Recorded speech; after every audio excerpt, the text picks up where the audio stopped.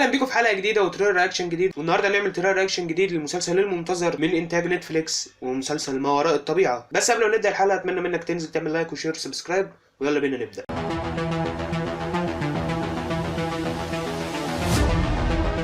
مسلسل ما وراء الطبيعه هو هيكون اول انتاج مصري من انتاج نتفليكس، وهيكون اول انتاج عربي من انتاج نتفليكس ماخوذ عن روايات، وهو ماخوذ عن روايه احمد خالد توفيق ما وراء الطبيعه. المسلسل بيتكلم في حقبه الستينيات ان الطبيب رفعت اسماعيل اللي هو هيكون احمد امين، اللي هو ما بيؤمنش بما وراء الطبيعه، مش مؤمن بحاجه اسمها عفاريت ولا الكلام ده كله. انا ما قراتش الروايه لان انا ما بقراش روايات، لكن احمد خالد توفيق مشهور جدا ومحبوب جدا من ناس كتيره، وهي اغلب الناس لما سمعوا ان احمد امين في الاول خالص ان هو هيقدم البطوله اللي هو هيكون دكتور رفعت اسماعيل اتضايقوا، اللي هو احمد امين بيكون كوميدي، وده هنتكلم فيها في اخر الفيديو، وازاي هيعمل شخصيه زي دي. لكن بعد كده في ناس كتيره قوي برضو من اللي قروا الروايه لما نزل الاعلان الاول ناس كتيره جدا اتحمست وقالت كويس جدا وشكل احمد امين هيقدم دور كويس. وانا الصراحه ما شفتش التريلر خالص وماسك نفسي لغايه دلوقتي، وهنخش نتفرج عليه وبعد كده نتكلم عن المسلسل اكتر. بعد كده نخش نتفرج على الاعلان ونقول راينا. شفت مين؟ بنت صغيرة لابسة فستان أبيض وشكلها عفريتة. طب ما انا كمان بشوف حاجات تانية، بس مش عيني اللي بتشوف، ده اللي بيشوف.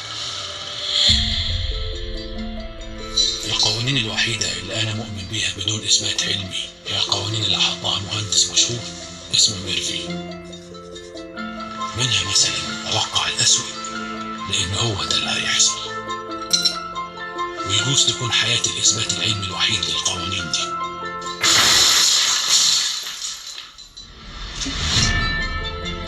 وانت تعرف انك قاتل؟ عارفة مين أول واحدة حبها؟ حبها في الأول كانت شبح. دي كل الأساطير بتبدأ كده، بيحكي إنسان يكرره يتنقل، الكل يرفض يصدق إنه ما حصلش. أو أنت رافض تصدق أنها حصلت؟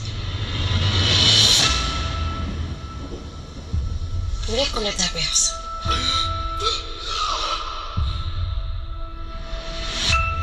ترى بيقول انت كنت بتحارب حاجه من الماضي، وده علاقته باللي بيحصل في البلد.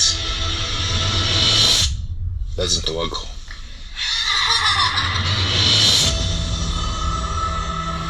ثروي وأساس دلوقتي نتاع هل فعلا في رزق كل ده؟ أنا رايح أعمل مصيبة يا ماجي. طب هل خلاص أنا اتجننت وهصدق في الكلام ده؟ في حاجة حصلت لبيت الخضراوي، مالك أنت مع الحكاية دي؟ رفعت! امشي في اتجاه خوفك يا رفعت.